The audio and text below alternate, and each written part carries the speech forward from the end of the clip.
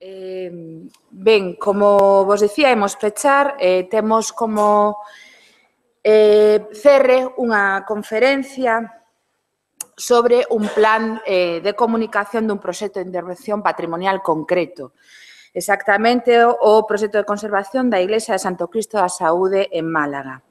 Como vichedes ao longo das xornadas, prácticamente todos os proxectos que se presentaron son galegos, pero tivemos a sorte tamén como contraste de contar coas experiencias do Instituto Andaluz de Patrimonio Histórico, que xa estivo varias veces no Consello da Cultura Galega e que amablemente accederon a vir dúas persoas en concreto. Ben, este proxecto foi levado a cabo pola Fundación Montemadrid e o Instituto Andaluz de Patrimonio Histórico e finalizou no ano 2015 tras varios anos de traballo.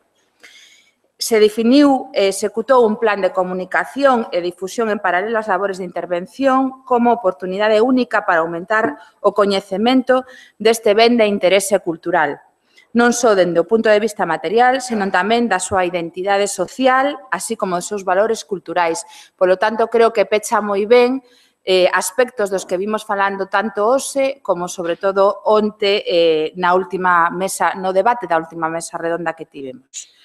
Ben, o proxecto presentarano Antonio Martín Pradas, que é doutor en Historia da Arte e licenciado en Periodismo pola Universidade de Sevilla, con formación en Documentación, Arquivística e Biblioteconomía.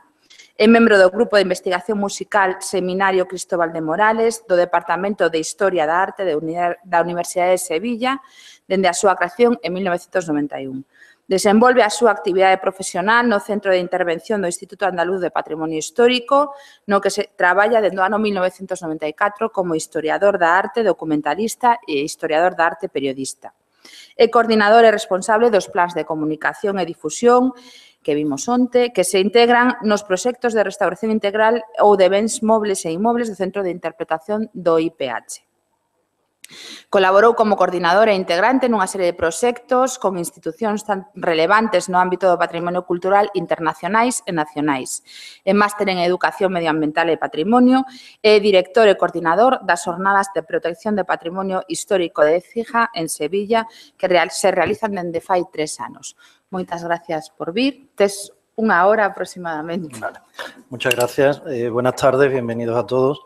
Y, bueno, en primer lugar, agradecer al Concello da Cultura Gallega pues, por la invitación al Instituto Andaluz del Patrimonio Histórico, que eso ha dado pie a que yo os pueda presentar más o menos el proyecto que he llevado durante 3 años y medio largo en lo que es la ciudad de Málaga. Lo que sí quería, bueno, también agradecer, bueno, felicitar a la organización y concretamente también a Iago y a los organizadores por la afluencia de público y además por la gran participación. Yo he estado en un montón de jornadas, os lo puedo asegurar, y nunca he visto ese interés, esa participación, ese lanzarse, ¿no?, a preguntar, a aclarar, a hacer reflexiones. No lo había visto nunca. Desde aquí, pues, mi más sincera enhorabuena, porque es algo muy positivo y que está muy lejos en otros ámbitos o en otras regiones de lo que es el patrimonio, ¿no? Patrimonio cultural. Bueno, también quería, como mi tema es fácil, bueno, fácil para mí. Ustedes, pues yo voy a intentar que lo comprendáis todo y que veáis todas las actividades y todo lo que hemos desarrollado. Unas cosas pasaremos más de puntilla, otras profundizaremos un poco más, pero bueno, vamos a ver por dónde salimos. De todas formas, al final va a haber una rueda de preguntas, un debate, y si queda alguna duda, pues ya sabéis, me acribilláis, que yo estoy dispuesto a responder y a contestar, y si no, pues intentaré inventarme algo que no domine bien, ¿no? Vamos, dentro de la lógica, claro. Vamos a ver, lo que sí quiero incidir desde aquí es que esta experiencia para el instituto ha sido crucial. ¿Crucial por qué? Porque nosotros hacíamos intervenciones de inmuebles o intervenciones de bienes muebles. Cuando hablo de bienes muebles me refiero a bienes muebles relevantes, no cuando se restaura una escultura o un cuadro dentro de los talleres. Ahí hay una comunicación que ya ayer habló Beatriz respecto a lo que es la comunicación institucional y lo que es la difusión y divulgación que se hace a través de las visitas. Me refiero a la aplicación de un plan de comunicación y difusión a inmuebles y a bienes muebles relevantes tipo retablos, grandes retablos, etcétera, ¿no? Esta experiencia del Santo Cristo de la Salud de Málaga ha llevado al Instituto a reflexionar de tal modo que no concibe un proyecto de conservación, ya vuelvo a repetir, de un inmueble o de un gran mueble o un mueble emblemático, sin un plan de comunicación, ¿vale? Por ejemplo, ahora mismo esta experiencia nos ha llevado a solicitar, bueno, nos han solicitado para la intervención que se va a llevar a cabo a través de la participación de World Monument Fund en la portada de Niculoso Pisano, una portada gótico-renacentista que está en el convento de Santa Paula de Sevilla, un convento de monjas jerónimas. Ya hemos presentado el plan de comunicación y difusión. Y también hemos presentado otro para el retablo del Santuario de Consolación de Utrera, en la provincia de Sevilla. Pensad que es un retablo que tiene casi 15 metros de altura por 12 de ancho, o sea, es una envergadura. Lo que sí hay que tener en cuenta es que el plan de comunicación y difusión va dentro de lo que es el gran marco del proyecto de conservación, no va dentro del proyecto que te hacen los restauradores. Con lo único que tú te tienes que poner de acuerdo es con los restauradores a la hora de, si van a poner un andamio, pues que en vez de contratar o presupuestar un andamio que es solamente para los restauradores subida y bajada, tienen que pensar en que es un andamio doble, mucho más ancho, más amplio, con subida y bajada, con seguridad, con, bueno, todo eso se recoge. Por lo tanto, el presupuesto ya los restauradores lo ven que se eleva. Ya os digo, no es lo mismo un andamio simple, un andamio doble, si es muy alto algún ascensor, si, bueno, subida, bajada, o sea que eso ya es lo primero, ¿no? Bueno, centrándonos ya un poco en el tema, este proyecto de conservación del programa iconográfico de la Iglesia del Santo Cristo de la Salud de Málaga se lleva a cabo gracias a un convenio de colaboración que se firma el 17 de septiembre de 2009 entre la Fundación Montemadrid, la Consejería de Cultura y el Obispado de la Diócesis de Málaga, ¿no? En este convenio se acuerdan los términos de colaboración, se especifica el ámbito de intervención, los objetivos que se proponen y las actuaciones encargadas y las aportaciones que cada una de las instituciones van a hacer. Vamos a ver, por si luego alguien se pregunta, ¿cuánto se presupuestó? El presupuesto fueron 2,2 millones de euros. ¿Cuánto pone cada institución? Fundación Montemadrid, creo recordar que fue entre el 65-70% aproximadamente, el resto de la Consejería de Cultura. ¿Qué pone el Obispado de la Diócesis de Málaga? La Iglesia, ¿vale? Eso que quede claro. Entonces, bueno, pues ahí estamos. El convenio se firmó así, es una actuación, se lleva así y para adelante, ¿no? Un mes después de la firma de este convenio, la Consejería de Cultura le encarga al Instituto Andaluz del Patrimonio Histórico, pues, la realización o la ejecución de este proyecto, ¿no? A través de lo que es una encomienda de gestión, que es lo que entendemos o como se suele trabajar allí en Andalucía, ¿no? En cuanto a lo que es la Junta. Por un lado, tenemos la Fundación Montemadrid, que hay que pensar que es una fundación privada que lleva muchísimos años restaurando y es la única fundación que en estos últimos 20 años ha prestado un verdadero interés por hacer visitables las obras durante su restauración. Eso sí hay que tenerlo en cuenta y hay que tener en cuenta también que ha tenido en cuenta un rigor metodológico muy importante, que en esas intervenciones, como dije ayer, se lleven a cabo lo que son los criterios de intervención que te impone la ley, las recomendaciones que hay en las cartas internacionales, etcétera. Así no vas a tener, digamos, deformaciones, aunque ya dije ayer que puede haber, siempre hay detractores y gente que está a favor, ¿no? Y luego también ha tenido muy en cuenta lo que es la difusión, la divulgación, tanto de los valores patrimoniales como de las intervenciones que han llevado a cabo, ¿no? El Instituto Andaluz del Patrimonio Histórico, ya ayer más o menos lo explicó Beatriz San Juan, mi compañera, es una agencia pública empresarial dependiente de la Consejería de Cultura de la Junta de Andalucía y le avalan más de 25 años en lo que es la investigación, conservación y valorización de lo que es el patrimonio cultural de Andalucía, ¿no? Yo antes, bueno, la finalidad del proyecto, porque cuando se firma un convenio hay una finalidad. La finalidad es la conservación integral del inmueble. Ojo, una conservación integral difícil además de llevar. ¿Por qué? Porque en el mismo momento o en el mismo instante en el que se está conservando o se están haciendo actuaciones en el inmueble, se están restaurando los bienes muebles que están dentro de ese inmueble. Es duro, ¿eh? Porque es que tienes que luchar con albañiles, tienes que estar con restauradores, tienes que estar para arriba y además tienes que plantearte las visitas y que va a haber gente por medio y tienes que cambiar, tienes que... Bueno, eso ahora después ya lo veremos un poquito más, ¿no? Es la conservación integral, como os he dicho, así como la puesta en valor y difusión de este bien de interés cultural, ¿no? Hemos de tener en cuenta que se trata de un edificio, y ahora os lo voy a poner, único dentro de la tipología jesuítica, que formó parte de lo que era el Colegio de San Sebastián, que funda la Compañía de Jesús en 1572 en Málaga. ¿Y por qué es única? Bueno, pues porque después de varios proyectos erróneos que empiezan a construir no sé qué, no sé cuánto, al final se construye, por falta de espacio, en planta totalmente circular.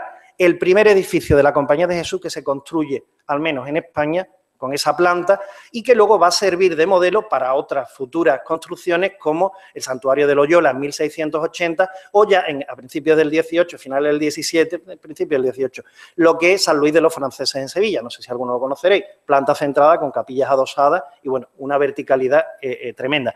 ¿Por qué también es característica esta iglesia? Pues porque tiene la primera cúpula encamonada que está documentada en Andalucía y según historiadores de Málaga, catedráticos, etcétera, pues dicen que es la primera que se construye en toda España, al menos de estas características, ¿no? ¿Por qué también es única? Pues porque tiene el mayor conjunto de pinturas murales de influencia manierista que decoran el interior de su cúpula. Y además, esas pinturas murales conforman con los retablos, esculturas, etcétera, el mayor... digamos, ahora se me ha ido la palabra, perdón, el mayor conjunto iconográfico que salta al martirio, que era la idea jesuítica de la contrarreforma, lo que ellos adoptan después del Concilio Vaticano II, Concilio de Trento, perdón, la adoptan, pues, exaltar el martirio para llegar a la divinidad, ¿no? Entonces, bueno, pues... el mal estado de conservación que presentaban las pinturas, los retablos, las sucesivas actuaciones que habían tenido, unas acertadas y otras no, pues es lo que lleva a hacer esta conservación integral, ¿no? Antes de pasar, quisiera que vierais un poco, bueno, este es un desplegable de la iglesia, es circular totalmente, la iglesia está muy machacada desde el punto de vista de que hay capillas, estas 4, este es el cancel de entrada, y hay 2 vanos que, con el paso del tiempo, la iglesia, al ser segregada del resto del colegio, pues van acolmatando de elementos religiosos. Por ejemplo, aquí te ponen un retablo de la Virgen del Rosario con elementos de acarreo y aquí te ponen un misterio de ánimas. Lo que se intenta es también una recuperación de los valores históricos, quitar esos elementos de añadido para volver a darle la funcionalidad que en origen tenía. Por esta puerta, al quitar este retablo de la Virgen del Rosario, aparece la puerta que ponía en comunicación la iglesia con lo que es la residencia de los padres de la compañía, de los hermanos y el noviciado, y al quitar el misterio de ánima aparece otra puerta que ponía en contacto con el colegio. O sea, por una puerta entraban los niños o los estudiantes y por otra puerta entraba la propia Compañía de Jesús. Bueno, eso es bastante para que tengáis una idea, ¿no? Os voy a poner una pequeña muestra para que veáis las pinturas murales y, bueno, para que veáis un poco lo que hemos hecho. Dura 7 minutos nada más. Yo voy a ir comentando un poco las cositas porque así yo creo que os quedará más claro y veréis la complejidad del propio edificio. Por supuesto, esto es del programa Obra Abierta. Aquí está la firma del convenio, que se firma en 2009, y además el inicio de obras, la planta de la iglesia con las 4 capillas, si os dais cuenta, una planta totalmente centrada, que se convierte en un rectángulo al añadirle el presbiterio, la cúpula, que es un trampantojo donde aparecen elementos, y una galería de santos que alternan con vidriera y otra galería de santas, cada uno con sus atributos, y al final una galería de angelitos con los atributos de la pasión, del martirio, etcétera, ¿no?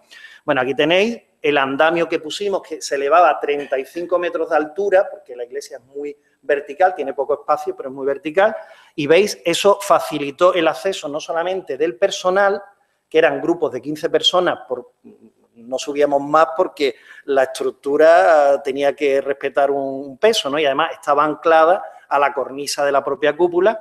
Y bueno, pues permitió no solamente la restauración de estas pinturas murales, sino también las visitas, que, bueno, súper agradecidas, porque no todos los días puedes subir arriba a ver ni a tocar, porque muchos de ellos te daban media vuelta y estaban inconscientes. Y yo, no toquéis, pero bueno. Bueno, estas son las Santas Mártires. Si os dais cuenta, hay personas que me decían, no, es que esto no está totalmente restaurado. Vamos a ver, estos son lagunas que hay y volvemos a lo mismo, hay que utilizar un criterio. Restaurar no es llegar como los locos con un trapo, una pintura y empezar pum, pum, pum, pum y dejarlo todo reluciente como cuando nos mudamos a un piso y lo pintamos de nuevo. Restaurar hay que respetar esos criterios y en este caso las lagunas de material, pues si es, como dije ayer, si es pintura mural, se hace una reintegración cromática y si es volumétrica porque en 3 dimensiones, etcétera.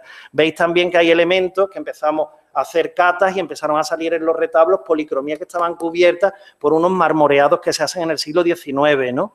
O incluso principios del XX se vuelven a repintar.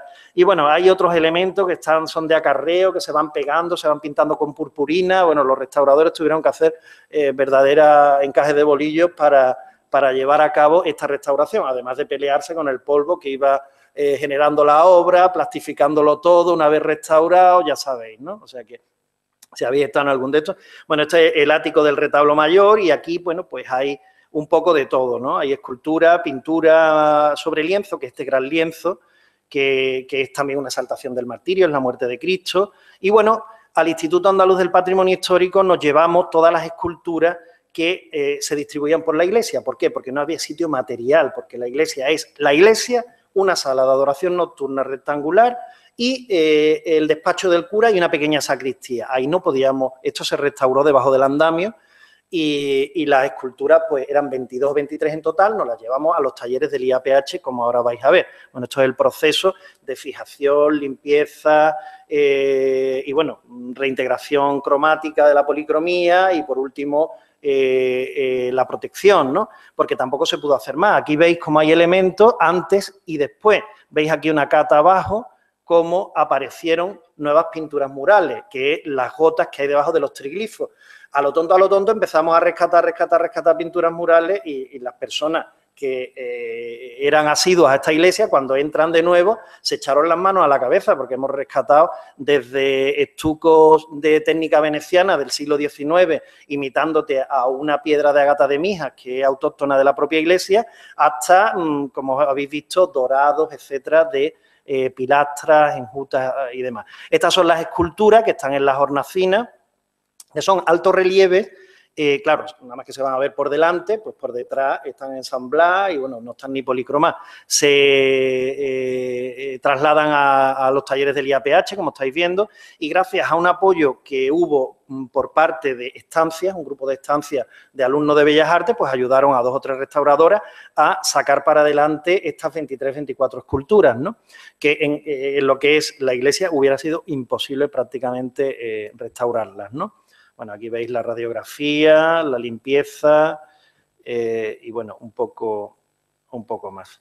Aquí está el Cristo de las Ánimas, un poco ya a punto de estar finalizado. Y, bueno, compañeras de allí dentro de lo que son los talleres. Y aquí veis el antes y el después de algunas de las imágenes. Fijaros cómo estaba San Estanislao de Cosca y cómo termina. O sea, que además se recupera una policromía maravillosa. Pero es más, descubrimos debajo de los ropajes de los apóstoles y de los padres de la Iglesia una policromía riquísima. ¿Qué pasa? Pues que en el siglo XIX, cuando la Iglesia, después de la expulsión que hace Carlos III, pues viene al edificio el Consulado Marítimo y Terrestre y nombran la iglesia, se trae un gran cuadro de San Telmo, claro, era el patrón del colegio náutico, y lo ponen en el retablo mayor y cogen todas las esculturas y las marmorean o las policroman en un solo tono.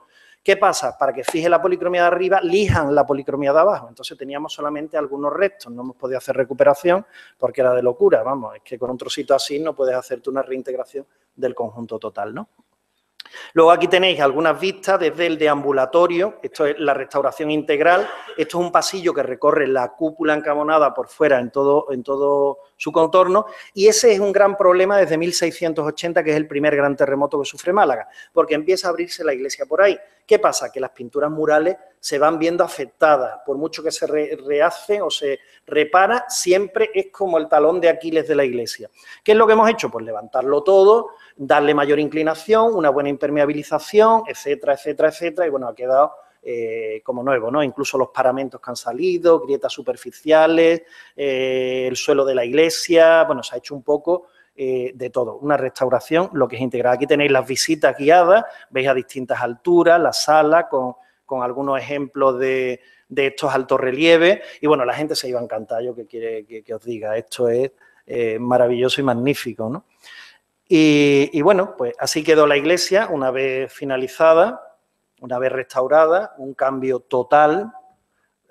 Es más, fue el cambio que en este caso su propia feligresía reconocía su iglesia y decía, por fin se hizo la luz, porque es que además las vidrieras que tenían eran unas vidrieras de colores que metían unas luces de 1000 colores para adentro, y se sustituyeron por planchas de mármol de Macael siguiendo la veta, con una separación entre las dos grandes planchas para que entrara un poquito de aire, una corriente con el cupulín o la linterna y la cúpula encamonada, de tal forma que evitaría totalmente lo que es la condensación de la humedad en el interior. Por lo tanto, lo que estamos es preservando perfectamente las pinturas murales, ¿no? Bueno, esto más o menos para que os hagáis una idea de lo que es el proyecto, ¿no?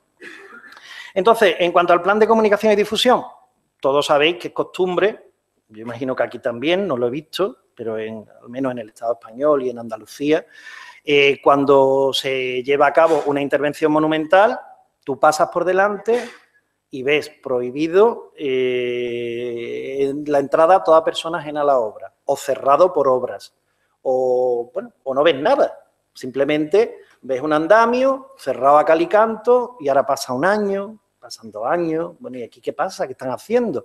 Y empieza la rumorología a correr. No, es que están picando, es que mira, se han encontrado, es que a veces hay cosas ciertas y la mayor parte de las veces hay una tergiversación de la realidad.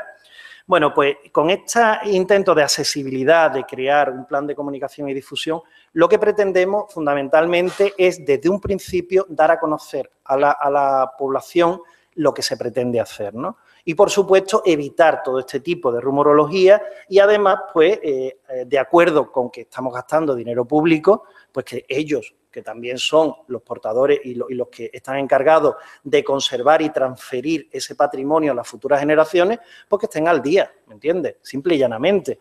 Y, por supuesto, si hay algunas propuestas, pues bienvenidas sean. Si no hay propuestas, pues nada. Hay una etapa del proyecto que es de consulta pública y, bueno, pues si hay propuestas, pues a veces se retoman, otras veces no. Lo que sí hay que tener muy en cuenta es que un proyecto de estas características, un proyecto de intervención, no es un huevo que se echa a freír o las decisiones no las toma una persona. Yo estoy mucho con una chica que había ayer aquí que hablaba de un equipo multidisciplinar. Eso es así. Previamente hay que hacer unos análisis previos, pero análisis con arqueología paramental, con estudio de materiales, con ver qué productos se pueden aplicar, cuáles no, cuáles se han utilizado. Bueno, es que es un documento vivo, es que no va esto es una oportunidad única para continuar la investigación del propio edificio, ¿no? Entonces, esto también contribuye a una idea de la pedagogía y a las políticas culturales que actualmente lleva, pues no solamente el Consejo de Europa, sino Europa Nostra, ICON, ICOMOS, UNESCO, el ICRON, etcétera, etcétera, ¿no? Toda la accesibilidad está dentro, planificada y perfectamente estructurada dentro del plan de comunicación y difusión, pero no solamente la accesibilidad, sino también todas las actividades que van a desarrollar. Y tiene una serie de objetivos, ¿no? En primer lugar, como he dicho, el desarrollo de un proyecto de restauración es un proceso de conocimiento y aprendizaje continuo que implica, en la mayoría de los casos, una revisión crítica y profundizar en lo que has conocido hasta el momento. Igual tú llegas y dices, bueno, pues este retablo lo hizo fulanito o está atribuido a X. Y ahora te encuentras, como nos pasó a nosotros en esta iglesia, una inscripción detrás, Mefécid, Diego Fernández, de la Compañía de Jesús, que se trasladó al colegio de Úbeda. Bueno, y te pone hasta 1672. Entonces, ahí no tenía que ver nada Pedro de Mena. O sea que quiero deciros, ¿no?, que muchas veces lo que hace es ampliar, ¿no?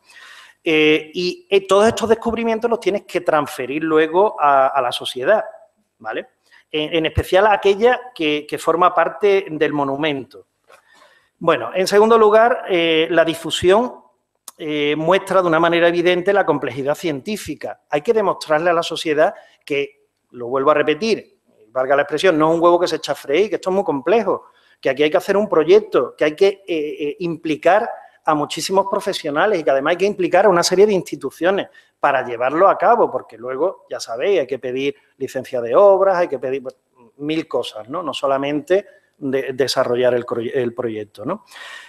También la conservación integral de un monumento, como el caso de la Iglesia del Santo Cristo, implica hacer frente no solamente a su materialidad, sino también a su gestión y mantenimiento.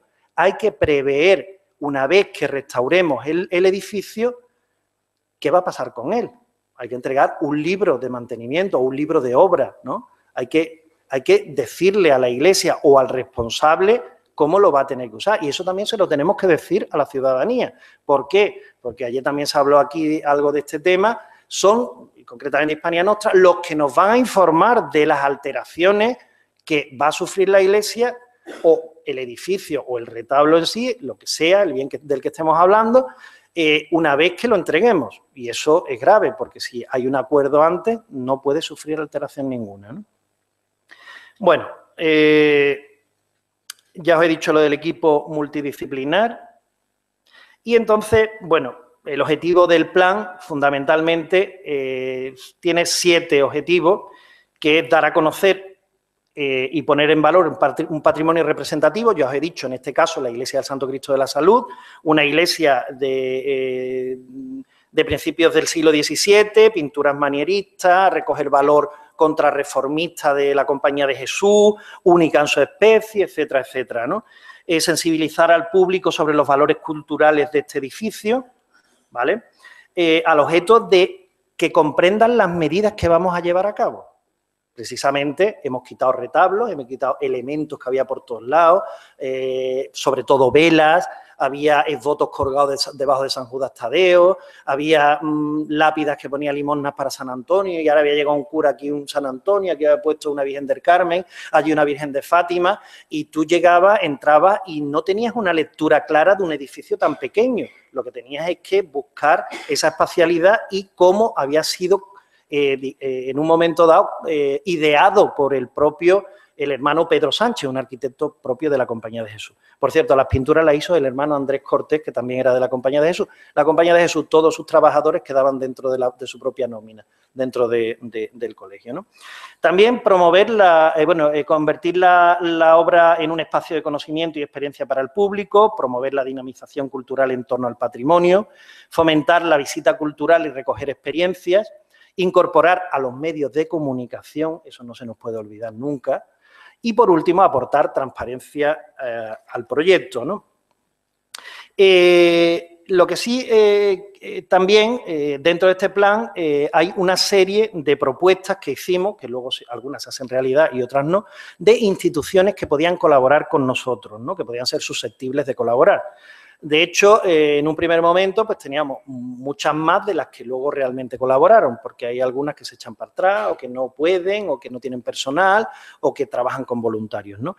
En este caso, contamos con el Gabinete Pedagógico de Bellas Artes de Málaga, que hizo una labor excepcional, porque aparte para las visitas guiadas, hizo una difusión en todos los institutos, CEPER, etcétera, etcétera, de Málaga, incluso en la universidad, mandando oficios para informándoles de las visitas que teníamos, el Ateneo, el Departamento de Historia del Arte también de la Universidad de Málaga, el Museo Picasso, la Asociación de Amigos del Museo de Málaga y determinadas cofradías que tenían la sede en la propia iglesia. Todos colaboraron con nosotros perfectamente, no hubo ningún problema. Las acciones, bueno, pues el plan de comunicación, como os he dicho, tiene una serie de actividades, unas se desarrollan antes, otras durante y otras con posterioridad a la restauración. Las que desarrollamos antes, yo aquí os he puesto simplemente la Noche en Blanco 2013, pero no, hay algunas más.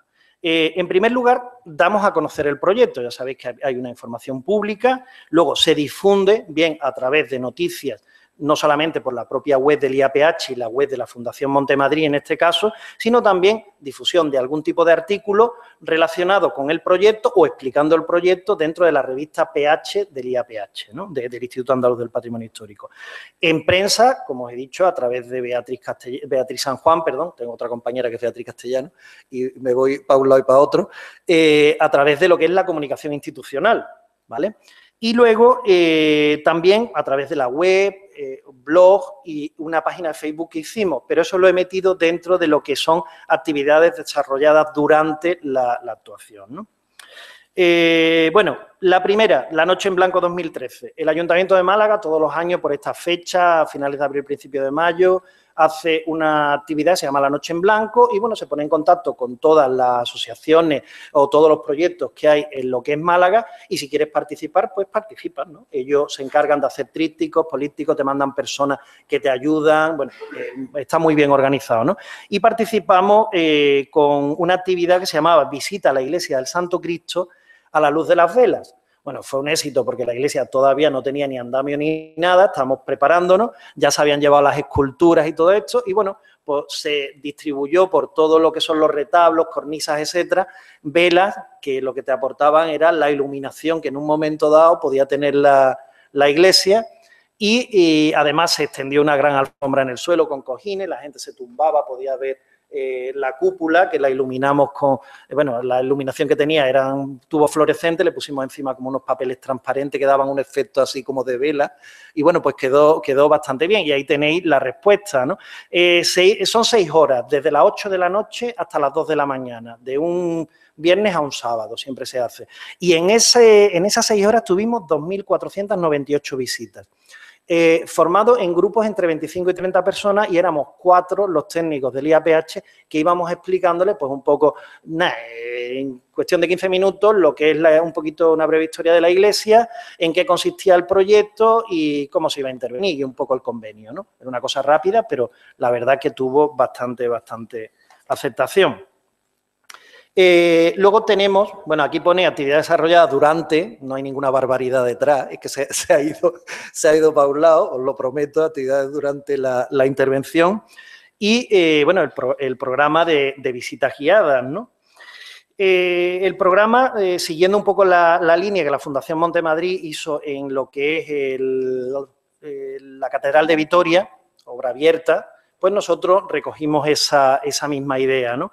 Aquí está el inicio, que lo presentó el consejero en aquel momento, Luciano Alonso, y bueno, pues aquí tenéis algunas actividades de personas, de grupos que nos visitaban, ¿no?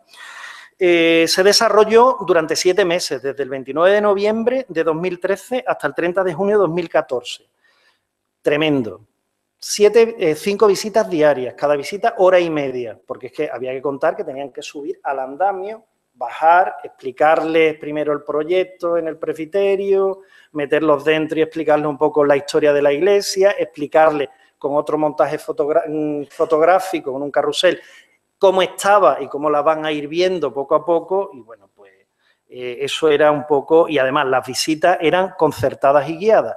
¿Cómo se concertaban? Pues a través de unos formularios que colgamos en la propia web, que ahora después os voy a enseñar si da tiempo, para individual o grupos colectivos, ¿vale? Y entonces, luego además, cuando ellos venían, tenían que rellenar un documento de asunción de responsabilidad. Por supuesto, nunca entraban, eran de segundo de bachillerato, menores no podían subir a menos que vinieran con sus padres en una visita ya más individual, porque era un riesgo subir a 32 metros de altura y tener a un niño corriendo por allí por los de estos. Por cierto, los pocos que subieron fueron muy buenos, eso no hubo ningún problema.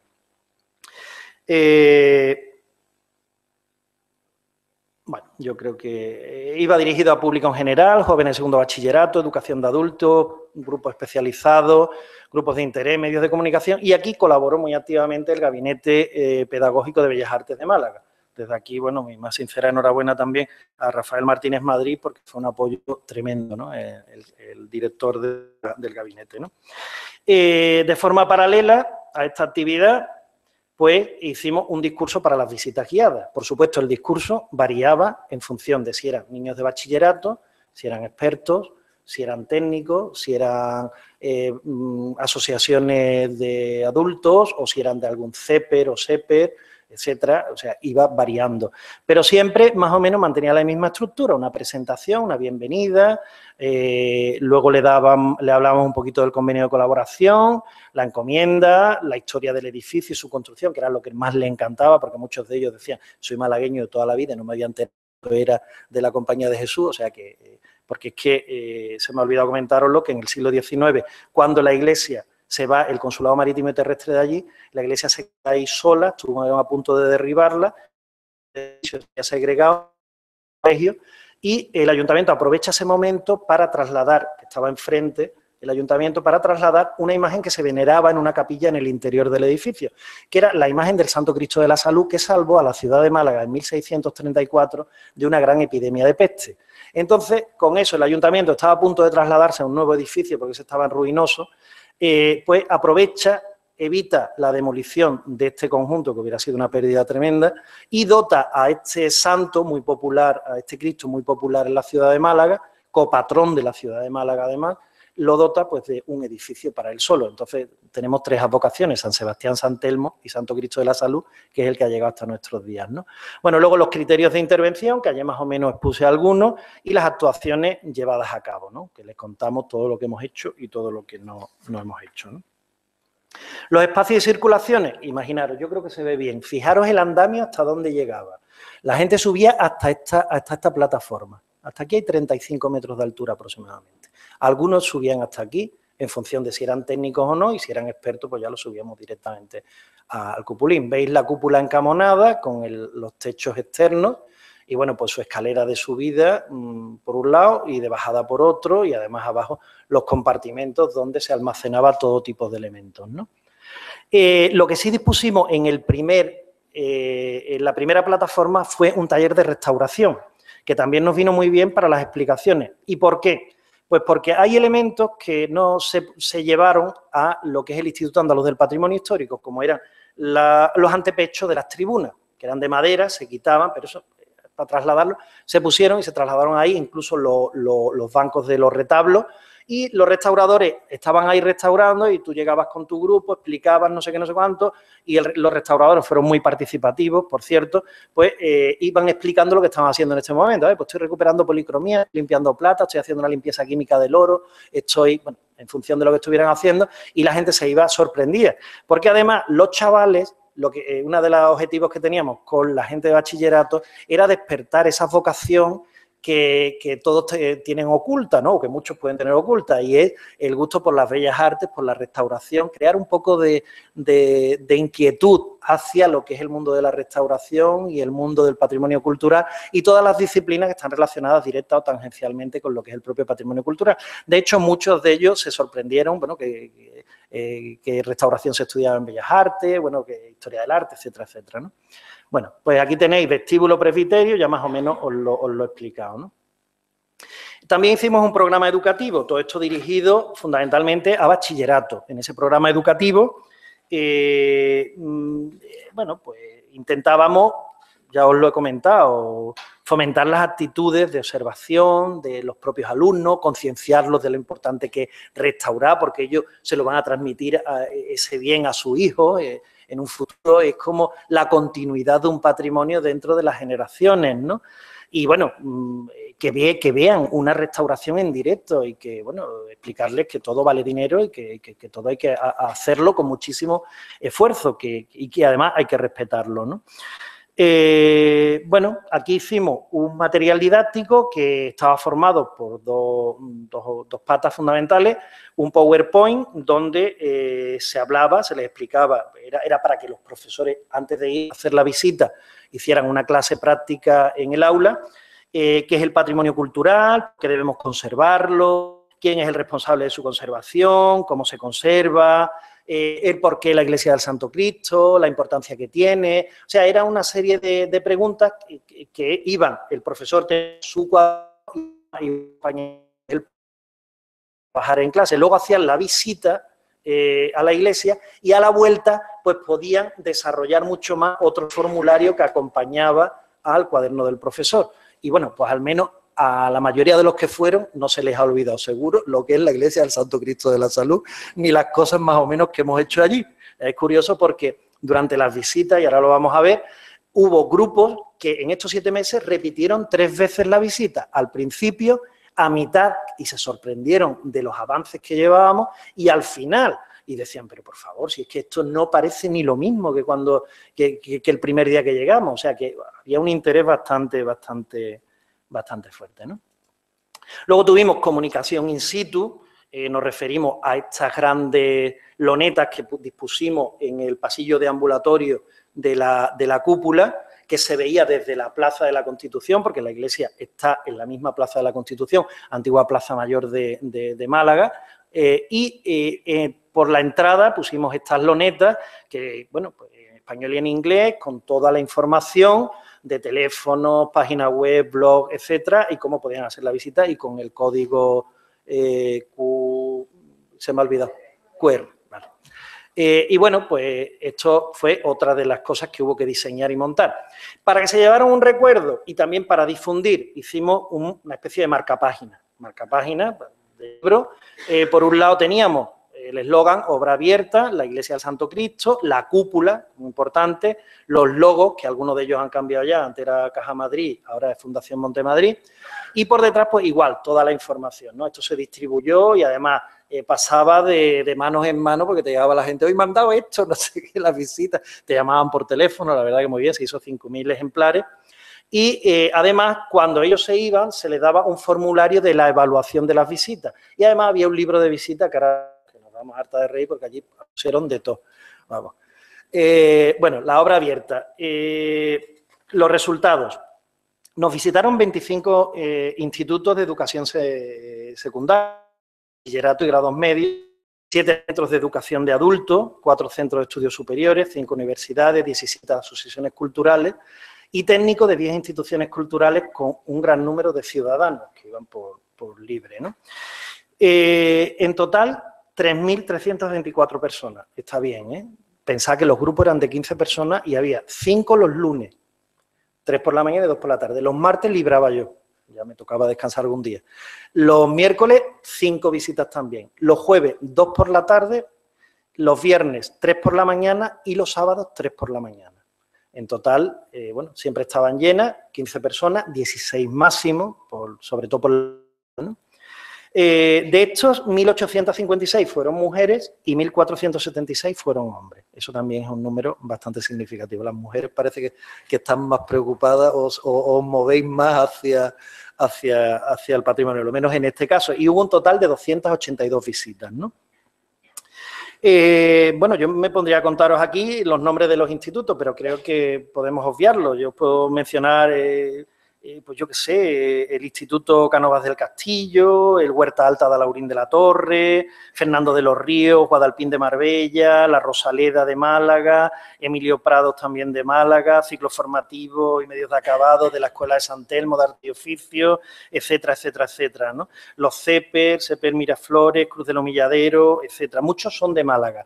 Localidades que nos visitan de fuera, fundamentalmente de la provincia y puntualmente de Granada y de Sevilla, de Antequera y, bueno, de pueblos bastante cercanos, ¿no?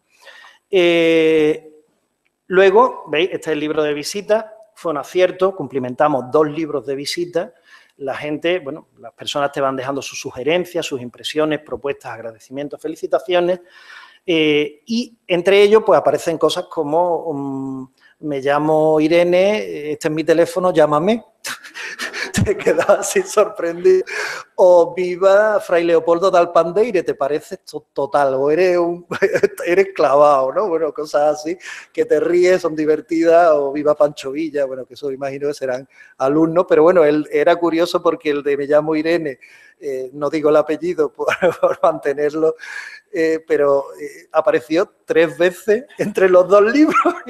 Bueno, cosas curiosas, pero bueno, sobre todo agradecimiento al buen hacer, al tenerlo abierto, al presentar, al fomentar esa accesibilidad y bueno, parece ser que gustó mucho, ¿no? De forma paralela, pues establecimos un ciclo de conferencias porque lo que queríamos es a todas estas personas que van a visitarnos, pues si quieren, pues podemos contextualizarlo dentro de lo que es la iglesia, ¿no? O contextualizar la iglesia en un entorno, ¿no? Bueno, dieron 7 conferencias en enero de 2014, en abril fueron 2 y la colaboración vuelve a ser el Ateneo y el Gabinete Pedagógico de Bellas Artes de Málaga, ¿no? Si os digo que en todas estas conferencias el aula tenía 100 plazas aproximadamente y oscilaba entre 49 y 114 personas. Había personas que se quedaban de pie en función del interés. Aquí estuvimos hablando, bueno, distintos expertos, la historia, la Compañía de Jesús y la ciudad de Málaga, el programa iconográfico desplegado en el interior, las primeras obras llevadas a cabo y el cambio del proyecto, los usos del colegio tras la expulsión de Carlos III y la imagen del colegio en el arte malagueño. Aquí intervino Rosario Camacho Martínez, que es catedrática emérita de la Universidad de Málaga, Wenceslao Soto Artuñedo, que es un investigador de la propia Compañía de Jesús, Juan Luis Rabé Prieto, del programa del Gabinete Pedagógico de Bellas Artes de Sevilla, Eduardo Asenjo Rubio, de la Universidad de Málaga, José Luis Gómez Villa, que es historiador del propio IAPH, Víctor Manuel Heredia Flores e Igor Vera Vallejo, también de la Universidad de Málaga, ¿no? Eso para que tengáis más o menos una idea. Luego, esto lo he metido aquí, pero lo empezamos antes. Lo que pasa es que el desarrollo y la visibilidad la tiene desde el momento que tú empiezas a informar al personal y eso no sucede hasta que empiezan las visitas, ¿no? Aquí hicimos, no sé si esto va a funcionar. Sí, vale, que ha salido una cosa rara. Hicimos una web, por supuesto, una web en la que participaron varios técnicos de distintas disciplinas del propio IAPH y que habían participado en el propio proyecto. Y, bueno, pues le dimos una presentación, le dimos, bueno, donde tenemos varias pestañas con los promotores, el proyecto de I+D, que hay un proyecto de I+D+I sobre el Santo Cristo de la Salud, el cronograma de actuaciones y bueno, y cómo llegar, ¿no? Luego la iglesia en sí, donde se explica la historia, un poco la planta, bueno, un poco información, ¿no? Luego el programa iconográfico y el contexto urbano y social, ¿no? Luego tenemos también el proyecto de conservación con sus distintos apartados, que está bastante bien explicado, los objetivos, la estrategia, los contenidos, estudio ficha técnica, si alguien, esto lo tenéis en la página del IAPH. Y luego, pues, la difusión, que aquí dentro de la difusión es el plan de comunicación, la obra abierta, el programa obra abierta, a ver si salta, porque es que me está saliendo aquí un... Ahora. Con el cronograma que habíamos planteado, las visitas y luego aquí teníamos, ¿ves?, las condiciones de la visita, una serie de condiciones que había que cumplir, la asunción de responsabilidad y los formularios individuales o colectivos, ¿vale? Y bueno, pues ahí está el programa educativo, los medios de comunicación, la formación, la transferencia y la exposición, que eso ahora después ya lo veremos, ¿no? Entre 2013 y 2015 pues hemos tenido 16.564 visitas, pero no es real porque ahí estaban solamente la visita de páginas específicas. En total han sido 51.230, porque hay que añadir los visitantes que han entrado una vez. Bueno, hay que sumar una serie de estadísticas porque no te lo hace el Google Analytics, no te lo hace desde un punto de vista, ¿vale? Ayer lo retomé el tema. Bueno, luego un blog, esto también se puso en funcionamiento en enero-febrero de 2013, que es como una crónica. Esto es un blog que está dividido por macrocategorías. Yo soy tengo una deformación profesional respecto a mi época de documentalista, cuando hicimos el Tesauro de Patrimonio Histórico de Andalucía, de etiquetarlo todo y crear más macrocategorías y que todo el mundo haga búsquedas y encuentre de la forma más rápida y sin ruidos, ¿no?, lo que es la información. Y bueno, pues aquí tenemos en cuanto a andamios, en cuanto a artículos que se escriben sobre la iglesia, cuando se restauran los antepechos, ciclos de conferencias, esculturas, y bueno, pues tú entras y ahí tienes todas las noticias, ¿ves? El programa del ciclo de conferencia, que también lo diseñamos, pues la intervención de Eduardo Asenjo, o bueno, y vamos informando, la intervención de Víctor Manuel Herrera, o alguna que otra más, vamos, aquí está, ¿cómo se llama? No me acuerdo ahora mismo. Lo he dicho, pero era el del Gabinete Pedagógico de Bellas Artes de Málaga. Y bueno, pues Rosario Camacho, etcétera, etcétera, ¿no? Esto es una crónica, hay 219 noticias publicadas y además es un diario. Un diario, a veces eran 3 noticias a la semana o 4, había otras semanas que no había ninguna, porque depende, ¿para qué vamos a informar? Por informar. Pero por regla general se metían todas las visitas que iban, siempre y cuando fueran susceptibles de, bueno, hay algunas que no tienen fotografías, pero hay algunos grupos que no se metían porque eran grupos normales.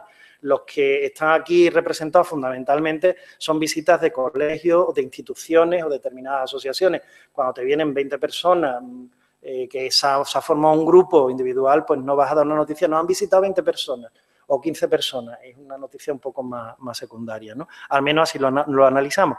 Y en cuanto a visitas, pues tenía 67.226 hasta que se rompió el contador de visitas, que eso fue en septiembre del año pasado, que tengo que volver a indagar y actualizarlo, ¿no? Bueno, de forma paralela, pues hicimos una página en Facebook, que esto lo que hacía a través del RSS Graffiti, que ahora cobran, y las últimas noticias no han salido. También es otra cosa que tengo que, a ver si saco tiempo y actualizarlo. No sé qué ha pasado aquí. Bueno, porque tendría que registrarme, pero bueno, antes salió, no lo sé. Bueno, más o menos esa es la portada y las noticias pues te aparecen, las mismas del blog, van apareciendo ahí y bueno, tienes contestaciones, la gente te pregunta. Utilizaban más esta plataforma que el blog para hacerte preguntas, cuestionarte e incluso ponerte en evidencia, porque hay un poco de todo, pero la verdad que... Y bueno, aquí salieron eso, las 219 noticias, 684 seguidores y visitas por noticia entre 800 visitas a una noticia a 60, dependiendo del interés que suscitara en ese momento. Por último, las actividades después de la intervención fue llevar a cabo una exposición temporal, ¿veis? Esta es la plaza de la Constitución, ahí está la iglesia, y bueno, pues diseñamos una serie de cartelerías, 10 MUPIs concretamente, que nos lo cedió el Festival de Cine de Málaga, que pertenece a la fundación, que pertenece a la Delegación de Cultura del Ayuntamiento de Málaga, y bueno, pues diseñamos y ahí pues presentamos también más o menos las partes que tiene el proyecto, incluso el IAPH y hasta llegar a la actualidad, ¿no? Colaboraba también el Ateneo y la Hermandad de los Estudiantes de Málaga. Y luego aquí, de forma paralela a esta exposición, se hicieron visitas guiadas y puertas abiertas. Las visitas guiadas eran por la mañana, con un cronograma más reducido, eran 2 visitas nada más por la mañana, y puertas abiertas desde las 4 hasta las 8, 8:30 de la noche. Las visitas guiadas del 9 al 31 de febrero, del 9 al 31 de febrero, no, perdón, esto está pues me he equivocado, lo siento, ustedes saben, 31, un momento. Bueno, en primer momento la exposición y las puertas abiertas era del 9 de enero al 9 de febrero, era un mes completo, ¿no? ¿Qué pasa? Pues que hubo por suscripción popular y bueno, por muchas peticiones se amplió un mes más y lo trasladamos hasta el 14 de marzo. Pensad que en las puertas abiertas, en las visitas guiadas, tuvimos 48 visitas, 2.133 visitantes, que eran ya grupos de 30 personas. Como no había andamio, pues lo subíamos al deambulatorio de la cúpula y tenían unas vistas magníficas de lo que es la ciudad de Málaga. Se iban también encantados y podían ver cómo se construye o cómo está estructurada lo que es una cúpula encamonada, que muchas veces se nos va un poco de la cabeza y hay muchas personas que no la han visto nunca, ¿no? Y las puertas abiertas, pues pasó lo mismo, lo único que ahí obtuvimos, como era, tú entrabas, salías, teníamos la ENARA, teníamos todo tipo de información, una banderola, pues llegó a haber 41.518 visitantes, ¿no? De forma paralela, entre los días, está aquí puesto, aquí no me voy a equivocar, 5 y 6 de febrero de 2015, pues hicimos una jornada científica dentro de lo que es la difusión, pero enfocada fundamentalmente a estudiantes de Bellas Artes, el ámbito de la restauración, historia del arte y otras disciplinas relacionadas con el patrimonio cultural, ¿no? Hicimos un convenio con la UMA, conseguimos créditos para esta jornada y colaboró con nosotros el Museo Picasso Málaga, que nos dejó el auditorio, que es excepcional, es fantástico, el Departamento de Historia del Arte y, bueno, el gabinete pedagógico, como siempre, lo teníamos al lado para todo y con un apoyo excepcional. Perdón, que ya aquí me he quedado súper atrás. Es que os iba a decir, bueno, lo que os iba a comentar simplemente es que el aforo fue completo, eran unos 110 personas y se llenó al 100%, tanto fundamentalmente de alumnos, ¿no?, que es lo importante. Y bueno, participaron todo ese grupo multidisciplinar de técnicos que colaboraron en el proyecto, ¿no?, que participaron directamente en el proyecto y bueno, pues también personal de la Fundación Montemadrid, ¿no?, alguna que otra. Y bueno, pues inscritos fueron 124, o sea, que hubo personas que se quedaron un poco ahí achuchados. Bueno, en la actualidad, ¿qué estamos haciendo? Pues estamos con la transferencia de conocimiento. ¿Qué es el planteamiento? Que está también recogido dentro del Plan de Comunicación y Difusión. Por un lado, una monografía y por otro lado, un producto multimedia. La monografía van a participar, se les ha encargado a aquellos técnicos, a algunos, no a todos, porque sabéis cómo estamos desde el punto de vista económico, hay que recortar, pues se les ha encargado a aquellos más importantes, pues un artículo con fotografías y, bueno, pues se va a imprimir y se va a sacar. Por cierto, cuando lo tengamos ya mandaremos al Concello alguna de ellas, ¿no?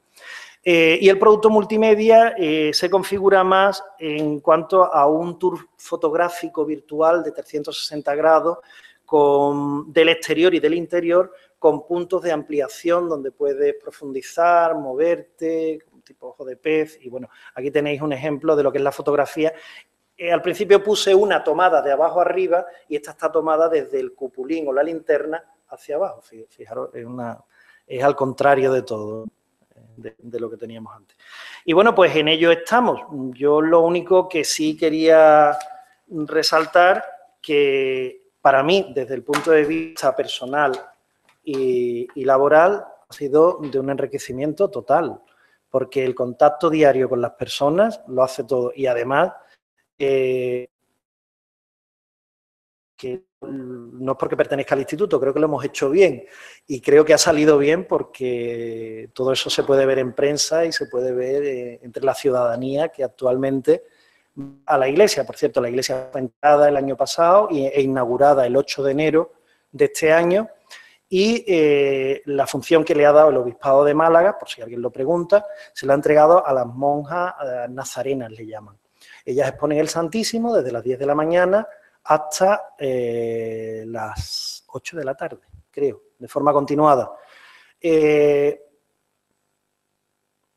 No hubo un acuerdo previo para haber utilizado ese espacio magnífico, con una sonoridad y una acústica impresionante, para haberlo alternado entre culto y actos culturales, ¿no? Lo cultural,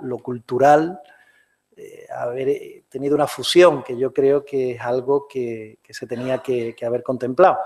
Lo digo desde mi punto de vista, ¿no? No estoy... Y bueno, pues por lo demás, muchísimas gracias por escucharme y si tenéis alguna pregunta, pues...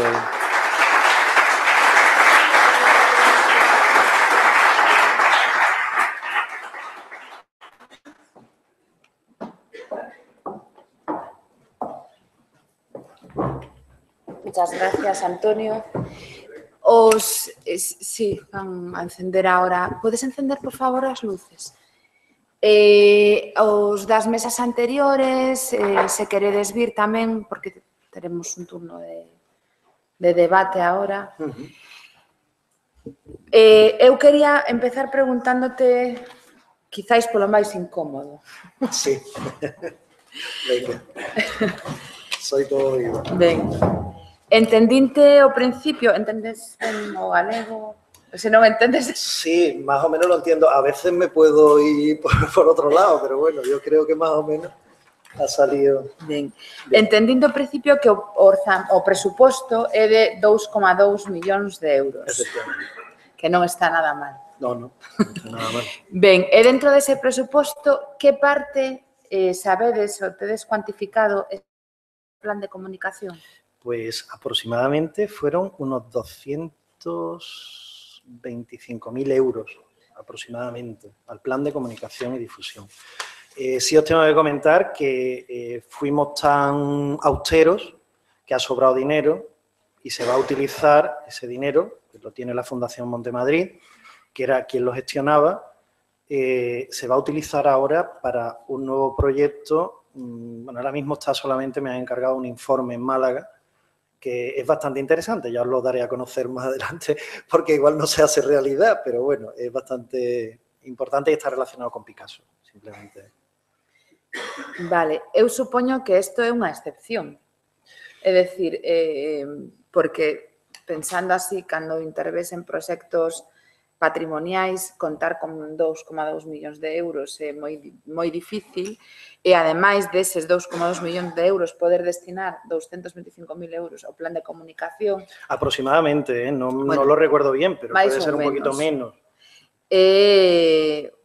Unha illa, é un oasis. Sí, son excepciones, pero aquí hay un punto muy fuerte que es el patrocinador en un momento dado, la Fundación Montemadrid aplica dinero de la propia fundación a la recuperación del patrimonio monumental. Lleva ya 20 años haciéndolo. Ellos tenían mucho interés de hacer algo en Málaga y, bueno, pues se unieron las ganas de la Fundación Montemadrid con las ganas también de la propia Consejería de Cultura y del propio Obispado. Además, habéis visto la iglesia cómo ha quedado, que de cómo estaba a cómo está en la actualidad. Si alguna vez vais por allí, yo os invito a que entréis. Además, como os he dicho, está abierta desde las 10 de la mañana hasta las 8 de la tarde. O sea que no podéis saltar la visita. Además, pared con pared con el Museo Carmen Thyssen, que se me ha olvidado que también colaboraron con nosotros. Estamos pared con pared con el Museo Carmen Thyssen. Excepción, sí. No es lo habitual, no. Y también te digo que los planes de comunicación y difusión que yo he presentado ahora mismo, tanto para la portada de Niculoso Pisano de Santa Paula, yo creo que el de Santa Paula son 15.000 euros. ¿Por qué? Porque es un plan de comunicación de 3 meses, de los cuales 2,5 va a tener visitas. Y bueno, vamos a obviar, porque tú en un plan de comunicación puedes jugar con el presupuesto como quieras. Si no quieres una banderola, si no quieres postar free, si no quieres tener determinados elementos, que en un momento dado, o una publicación, o monografía, o no sé qué, pues todo eso lo va reduciendo. ¿Qué necesitas? Bueno, pues mira, lo que necesito fundamentalmente es un montaje, que me hagan un carrusel fotográfico para presentárselo a las visitas. Y luego, lo que más te va a costar en un momento dado, y eso entra dentro del proyecto de restauración o de conservación, es el andamio. Por lo demás, cosas mínimas. Creo que ese ha salido en unos 12-15.000 euros. Y el de Utrera, creo que ese sí ha salido más, creo que eran unos 40.000 euros aproximadamente, pero o 50, porque el ayuntamiento quería también una monografía. Y es que una monografía, si tú quieres una monografía color y quieres que tenga calidad, tú tienes que pagarla. Es que ahí lo que una monografía no te sale de la noche a la mañana por 1.000 euros. Es que... Sí. No, eu preguntaba, non como crítica, sino porque, bueno, a mí pareceme que deberíamos tender hacia isto, non?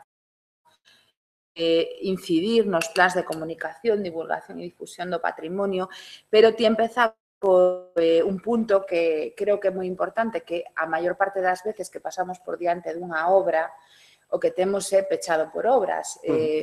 O concepto aberto por obras púsose en valor coa restauración da Catedral de Vitoria-Gasteiz, como sabes, e a partir de aí estáse replicando en algúns puntos do territorio en algúns puntos de España, non? Pero sigue sendo, o sea, ten que haber un cambio de paradigma por parte, sobre todo, das institucións públicas que entendan que dentro dunha obra de intervención no patrimonio unha parte moi importante é a comunicación, non? De xeito, por eso, o tema de escoller esta temática para as xornadas, porque nos parecía muy importante. De hecho, ya he comentado al principio que el Instituto Andaluz del Patrimonio Histórico, después, y la Consejería de Cultura, ojo, después de la experiencia, vamos, es que todo lo que vamos a ir haciendo, vuelvo a incidir para que no haya malos entendidos, de restauración de inmuebles o de muebles que tengan envergadura o tengan unas características importantes determinadas, es impensable sin un plan de comunicación. Ojo, hay otro tipo que es la comunicación que se da dentro del instituto, que ayer lo habló Beatriz, que eso lo llevan las piezas que van al instituto, ¿no? La comunicación institucional que se da a través de la relación con la Consejería de Cultura, etcétera, etcétera, ¿no? ¿Tedes algunha pregunta? Faltábanos Beli, faltanos Manuel Gago, que creo que sabía que tiñamos esto. Aquí hai unha pregunta.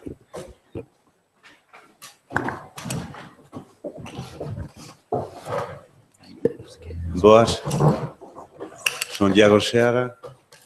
Vamos a ver, a mí se me ocurre, Antonio, facerte unha pregunta.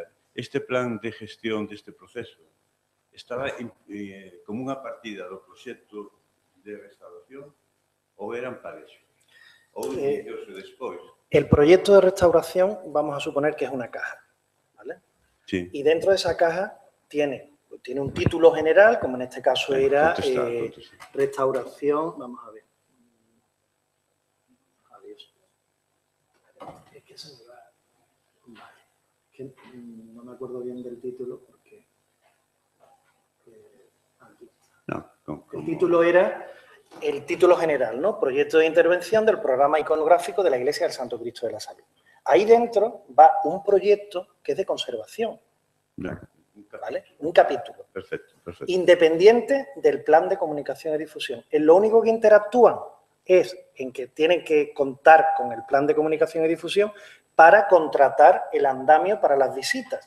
Por lo tanto, muchos restauradores te dicen, es que yo no lo veo, porque es que si a mí yo tengo este presupuesto y ahora el andamio en vez de 20.000, pues me va a costar 30.000, porque el andamio tiene que ser más ancho, tiene que tener otras características, pero es distinto y llevan partidas presupuestarias distintas. Sí, o sea, la infraestructura es lo que está implicado en el proyecto de intervención. Efectivamente.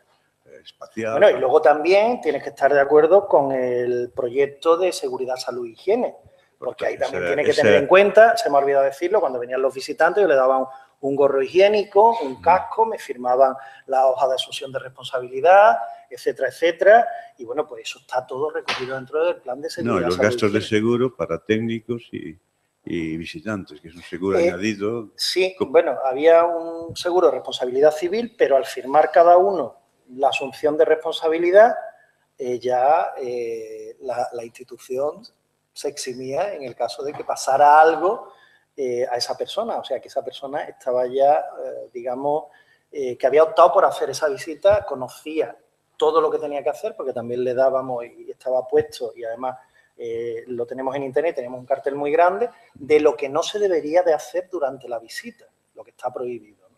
Bien, y la verdad que en los 7 meses y en los 2 últimos meses tampoco, no pasó absolutamente nada. Bien, y el plan de comunicación es un documento distinto que se desarrolla por técnicos que se contratan externos a la administración o por la propia administración. Lo desarrolla el Instituto Andaluz del Patrimonio Histórico. En este caso me toca a mí. Bien, es una pregunta importante.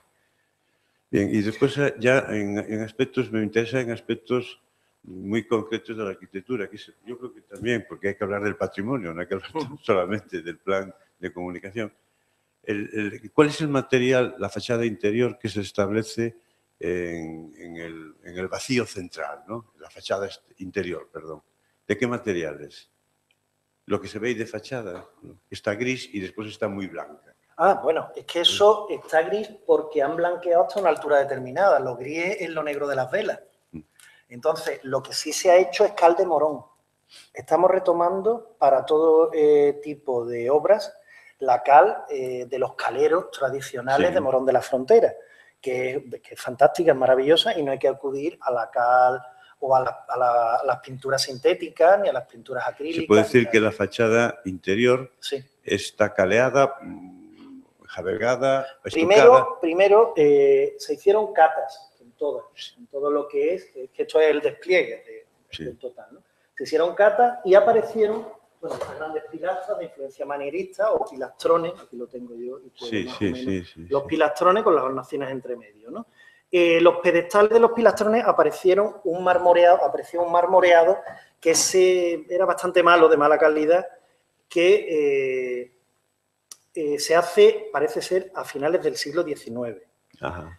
Problema, pues que dijimos, vamos a rescatarlo, empiezan a aparecer. Pero cada uno de los pilares estos, es que no puedo ampliarlo, están llenos de huchas petitorias, pero no huchas petitorias colgadas, sino que habían picado el muro y habían metido unas cajas de este tamaño y que luego por detrás o por un lateral le podían sacar el dinero, ¿no? Por lo tanto, ya teníamos espacios de este tamaño que se habían perdido.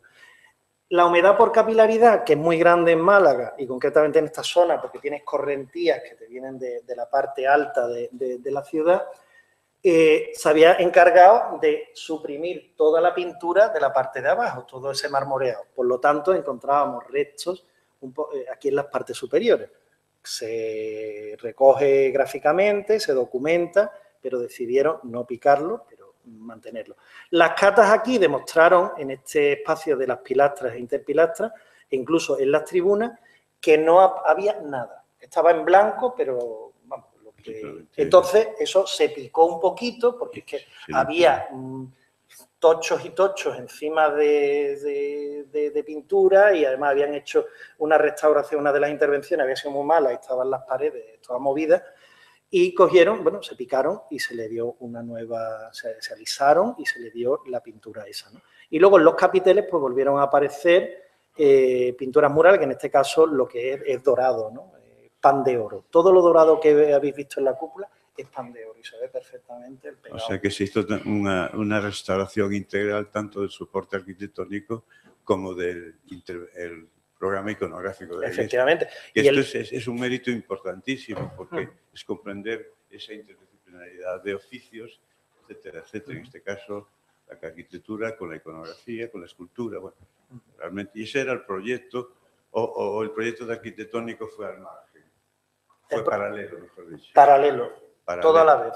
Estaban los albañiles trabajando y estaban los restauradores a la vez trabajando. Es bueno entenderlo así como una doble intervención, la arquitectónica y el programa iconográfico, ¿no? En todo, en un todo, más el proyecto de comunicación. Sí, sí, integral totalmente. Bien, y ya última pregunta, son dos, pero se pueden responder rápidamente. Una vez terminado todo esto y recepcionada la obra, hay un plan de conservación preventiva y al mismo tiempo de difusión continuada del riquísimo valor patrimonial que hay ahí, o esto está por hacer. Vamos a ver, la obra se ha recepcionado, ya la tiene su propietario. Difusión, la que seguimos manteniendo tanto en la web de la Fundación Montemadrid como en nuestra web. No hay ningún planteamiento, lo único que el instituto, pues ahora cuando saquemos lo de la monografía, igual se hace la presentación allí en Málaga, igual se hace en la propia iglesia, no lo sé, eso todavía hay que discutirlo. Digo esto porque el Código de la Edificación, a nivel general, exige en este momento por legislación un plan de conservación preventiva. Sí. El instituto tiene previsto, yo sé que cada X meses tiene que hacer una visita a la iglesia durante un tiempo y además se le entregó un libro de buenas prácticas, ¿no? De buenas prácticas, que es lo que la iglesia tiene que hacer para tener de forma óptima conservado todo lo que hemos restaurado, ¿no? Porque aquí en la Comunidad Autónoma de Galicia una declaración de BIC y una intervención exige buenas prácticas de la conservación. Sí, eso se ha entregado. Ya os he comentado antes que quitamos este retablo de aquí y esto de aquí por devolverle al edificio y volver a comprender sus circulaciones internas y sus espacios, y ya ha llegado a la iglesia y aquí que estaba la puerta, pues ha cogido en cartón, bueno, están restaurando la iglesia de Santiago, otra iglesia de Málaga, pero eso lo está haciendo el obispado. Allí tienen una imagen de las ánimas muy importante, le llaman la Virgen del Aceite, y han cogido en cartón pluma y han hecho una reproducción y la han metido ahí dentro. Claro, la gente, al estar cerrada Santiago, vienen ahí y te encuentras debajo un montón de botellas de aceite. No sé por qué le traen aceite, ¿no? ¿Qué garantías hay de una vez de una inversión pública y privada por medio del mecenazgo de Caja Madrid? Bueno, Monte es la antigua Caja Madrid, sí, para que lo sepáis, por si alguien no lo sabe. ¿Qué implicación hay con respecto a la fusión, al disfrute posterior y la garantía, ¿no? Porque una inversión pública tan fuerte tiene que tener una reversión. Eso era lo que estaba cultural, más o menos contestándote, sí, que ellos ya han alterado esos espacios. Está firmado que tienen que seguir un protocolo y que esos espacios, vamos a ver, vuelvo a decir que esto no es una decisión que haya tomado uno, se ha tomado a través de un comité y, bueno, y ellos mismos en el convenio, ¿no? Ahora hemos detectado que en estos dos huecos han puesto imágenes y eso no estaba permitido y está recogido y firmado. Eso ahora ya las fotografías las tiene en su mesa el jefe del centro de intervención, Lorenzo Pérez del Campo, y va a empezar a actuar en estos momentos, porque las fotografías se las mandé yo la semana pasada, estuve toda la semana en Málaga. Habéis obligado a que siga puertas abiertas, ¿no? Bueno, es que eso es lo que he comentado antes, no hemos obligado a nada. Yo creo que una de las cosas que ha faltado aquí en este convenio, y lo digo un poco de forma reflexiva, un poco también criticándonos, es el haber llegado a fusionar perfectamente lo cultural con lo cultural, que esté abierto para el culto, pero que esté abierto también para la cultura.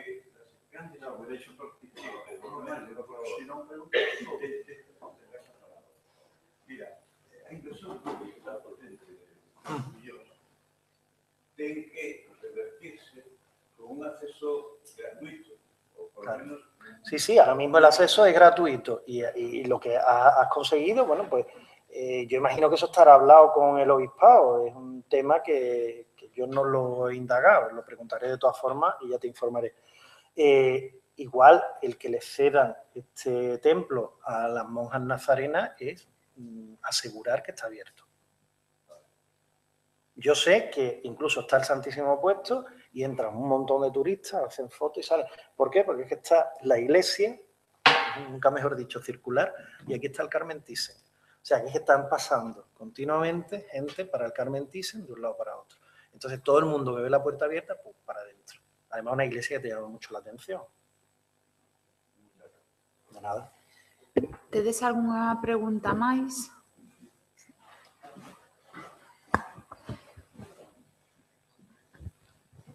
Hola, vos. Parabéns, felicidades pola presentación. Son Francisco Almuiña. Quería che preguntar un pouco desto que estás, bueno, que pasaches así un pouco de refilón, a relación entre o cultural e o cultural, ¿no? Concretamente, é dicir, entendo que mentras estuveron facendo estas obras, a igrexa, digamos, non tiña culto. No, solamente tiña... No había culto ninguno porque se trasladaron, bueno, las hermandades que radican allí, que la hermandad, bueno, hermandades, en Málaga se dicen cofradías, en Sevilla hermandades. Las cofradías, está la cofradía de los estudiantes, Esclavitud Dolorosa, Virgen de Araceli y Santo Cristo de la Salud. Se llevaron esas imágenes fuera porque no entraban dentro del proyecto de conservación.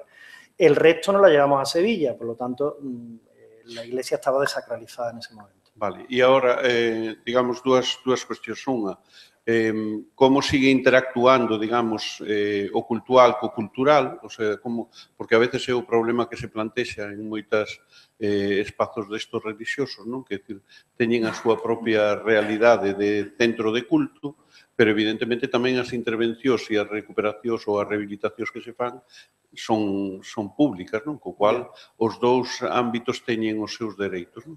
E como pensas que, por outro lado, tamén esa relación entre a comunidade que celebra e a comunidade, digamos, que coñece, que, por exemplo, os turistas, non?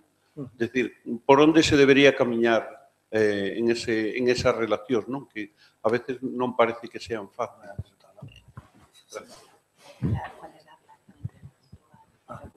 Vale, bueno, ahora mismo relación entre lo cultural y lo cultural, yo lo he dicho, no hay, lo menos yo no la veo. Ahora mismo es cultural al 100%, es religioso, un enfoque religioso.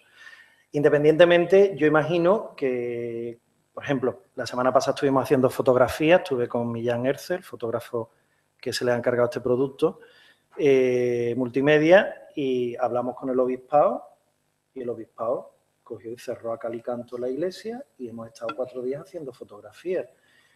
O sea, que ellos están dispuestos a facilitarnos el acceso desde el punto de vista que lo queramos usar, al menos lo que es la Consejería de Cultura, desde el punto de vista cultural, ¿vale? Por eso he dicho que posiblemente la presentación del libro se haga dentro de la iglesia, que mejor marco para llevar a cabo y además presentarlo también a todo lo que es la sociedad malagueña, ¿no?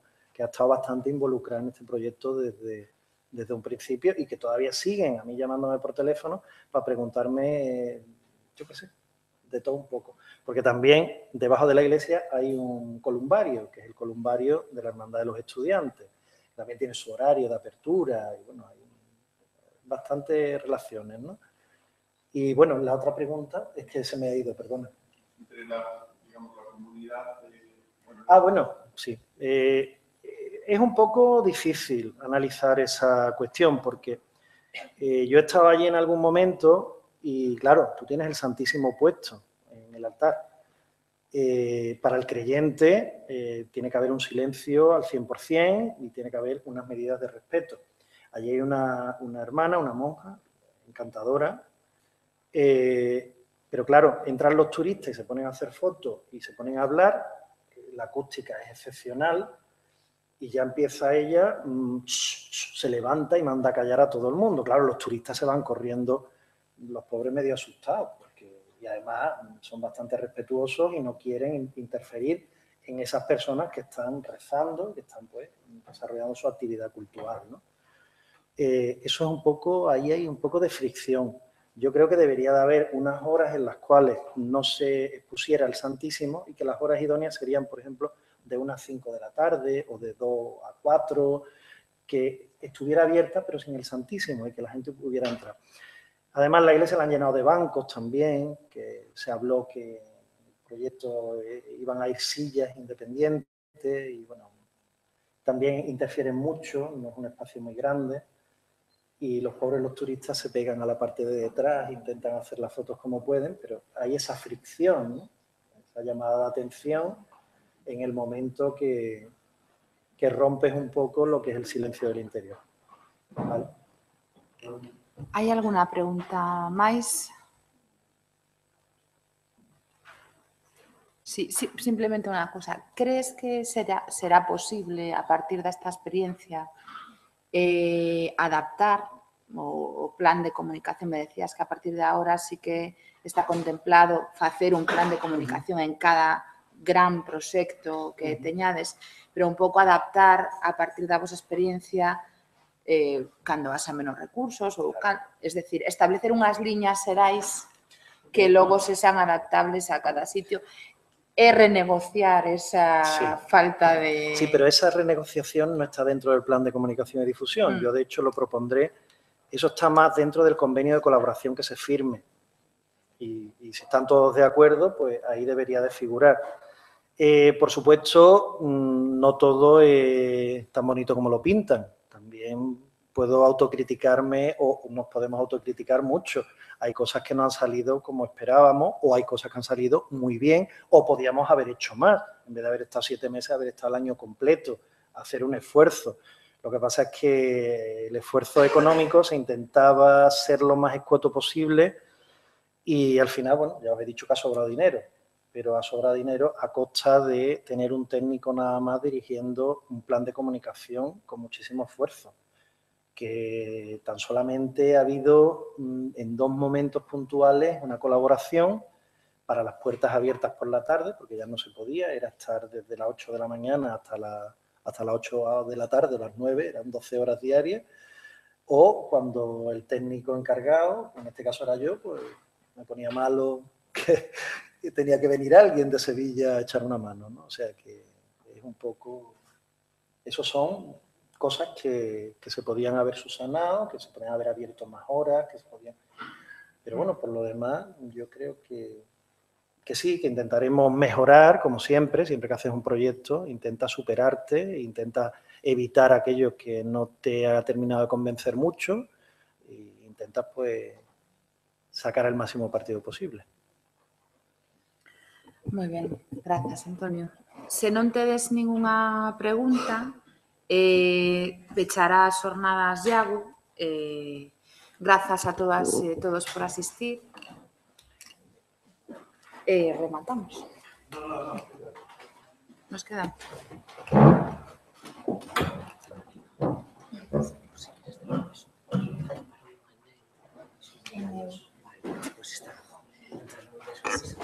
Só unha cousa, antes de que peche Iago, por se vos interesa, tedes aquí encima, na mesa de abaixo, información sobre a seguinte actividade que levaremos a cabo dende a sección no Consello. Sí, de eso vamos a falar ahora. Ben, o Consello de Cultura Galega, como non podía ser de outra maneira, parte de unha valoración e de unha formulación de que é o patrimonio. E antes xa anunciaba de que hoxe por hoxe non hai unha expresión, a meu modo de ver, que explique con claridade e eficacia, mellor dito, de solvencia, o significado do patrimonio cultural de Galicia. Na lei anterior do patrimonio cultural gallego, a que está vixente hasta que non se publique, a nova, decía que o patrimonio cultural de Galicia é a expresión necesaria da especificidade que como nacionalidade histórica posúe en materia de cultural, forxada a través dos séculos e precisada na actualidade de preservación, conservación, actualización e difusión de cara a garantir o acceso cultural de todo o patrimonio. Despois xa define as categorías de bens que son todos eles, forman unha unidade en un todo que é esa figura que é patrimonio. Como é un texto xurídico aprobado polo Parlamento de Galicia por unanimidade de todos os partidos políticos, di tamén que é a expresión xurídica necesaria a especificidade que como nacionalidade histórica posúe en materia cultural forxada a través dos séculos e se repite a expresión xurídica de que regula os dereitos e os deberes de todas as partes ou axentes implicados. Ben, este aspecto parecenos moi ben e se nos fixamos un pouco, todos os que intervimos aquí e intervimos durante estes día e medio, tivemos moi en conta ou partimos consciente ou inconscientemente deste plantexamento. Ben, desto eu quería destacar 2 aspectos que a mí me pareceron importantes, que o da mediación e, como decía Juan Carlos, o representante da Universidade de Deus de Bilbao, mellor dito, decía que, bueno, que había que procurar en todo o proceso de conservación, intervención, incluso estudios e ensaios sobre o patrimonio, ter en conta de que facelo para non ter que mediar. E iso, e isto como unha pequena conclusión, bueno, se todo o patrimonio, todo o elemento do patrimonio está en un proceso continuo de patrimonialización, porque o patrimonio é vivo, activo, en cuanto son sempre, teñen unha idea fundacional que é para a ciudadanía, para a sociedade. Por lo tanto, as relacións que vai tendo esos obxectos, inmobles, mobles ou inmaterial, sempre están en relación coa ciudadanía. Bueno, pois, por lo tanto, cando se peña unha intervención que sexa tan vinculada á materialidade dos bens, pois, lóxicamente, ten que haber un plan, decíamos onte, preveíamos, que ten que haber un plan de gestión dese proceso concreto. E agora acabamos de falar de algo que tamén debemos de exixir un plan de gestión dos procesos seguintes, porque a garantía de que ese dereito da ciudadanía é de poder seguir o acceso cultural. O acceso cultural o regula, a modo de ver, a Constitución, cando fala que todo elemento da cultura ten que ter garantizado o acceso cultural. O Estatuto de Autonomía noso tamén recolle iso. Por lo tanto, a historia do patrimonio, en definitiva, é esa dimensión cultural, ese acceso cultural, ese disfrute e a veces fricción por as cuestións que sexa. E o futuro, porque o patrimonio existe en canto ten ese valor de transferencia a generaciones futuras, por lo tanto, que o caracteriza, por eso se utiliza históricamente a figura do patrimonio, ¿no? Collendo o exemplo de... Entonces, para min, como coordinador desta sección, pareceme que este é un pouco o concepto básico que se volve aquí a poñer en dialéctica e que parece que se vai conformando. No obstante, as jornadas destas tiñan unha segunda importantísima intención. Dentro do programa que ten o Consello, a meu modo de ver, moi importante que os novos sistemas da comunicación, das redes de comunicación, as novas ciencias e tecnoloxías aplicadas á comunicación, como inciden en isto. E isto foi realmente unha discusión que por primeira vez na historia desta sección pudose levar a cabo donde que realmente podese sacar conclusións tamén moi importantes en este sentido que están moi recentes en esta mesa.